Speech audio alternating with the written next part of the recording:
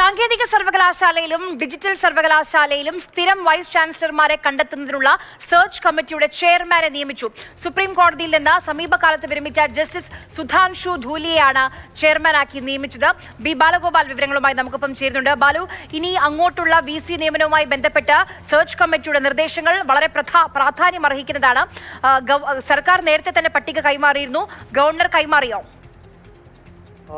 വളരെ നിർണായകമായ ഒരു തീരുമാനമാണ് ഇപ്പോൾ സുപ്രീം കോടതിയുടെ ഭാഗത്ത് നിന്നുണ്ടായിരിക്കുന്നത്. അതായത് ഈ കേരളത്തിലെ സാങ്കേതിക സർവകലാശാലയിലെയും ഡിജിറ്റൽ സർവകലാശാലയിലെയും വൈസ് ചാൻസലർ നിയമനവുമായി ബന്ധപ്പെട്ട സെർച്ച് കമ്മിറ്റിയുടെ തലപ്പത്ത്, അതായത് ചെയർപേഴ്സണായി ജസ്റ്റിസ് സുധാൻഷു ധൂലിയെയാണ് ഇപ്പോൾ സുപ്രീം കോടതി നിയമിച്ചിരിക്കുന്നത്.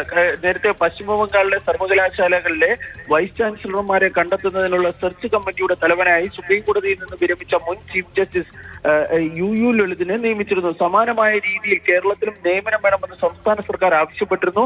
ഈ സാഹചര്യത്തിലാണ് ഡിജിറ്റൽ സർവകലാശാലയിലെയും സാങ്കേതിക സർവകലാശാലയിലെയും ഈ വൈസ് ചാൻസലർമാരെ കണ്ടെത്തുന്നതിനുള്ള സെർച്ച് കമ്മിറ്റിയുടെ തലപ്പത്ത് ജസ്റ്റിസ് സുധാൻഷു ധൂലിയെ നിയമിച്ചുകൊണ്ട് ഇപ്പോൾ സുപ്രീം കോടതി ഉത്തരവിറക്കിയിരിക്കുന്നത്.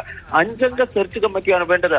ബാക്കി 4 അംഗങ്ങളെ ജസ്റ്റിസ് സുധാൻഷു ധൂലിയയ്ക്ക് തീരുമാനിക്കാം. അതായത് സംസ്ഥാന സർക്കാരും ഗവർണറും സുപ്രീം കോടതിക്ക് കൈമാറിയിരിക്കുന്ന പട്ടികയിൽ നിന്ന് 2 വീതം പേര്, സർക്കാർ നൽകിയിരിക്കുന്ന പട്ടികയിൽ നിന്ന് 2 പേർ, അതുപോലെ തന്നെ ഗവർണർ നൽകിയിരിക്കുന്ന പട്ടികയിൽ നിന്ന് 2 പേർ, അങ്ങനെ മൊത്തത്തിൽ 4 പേരെ ഇനി ആര് വേണമെന്നതിനെ സംബന്ധിച്ച് ബാലഗോപാലാണ് വിവരങ്ങൾ നൽകിയത്.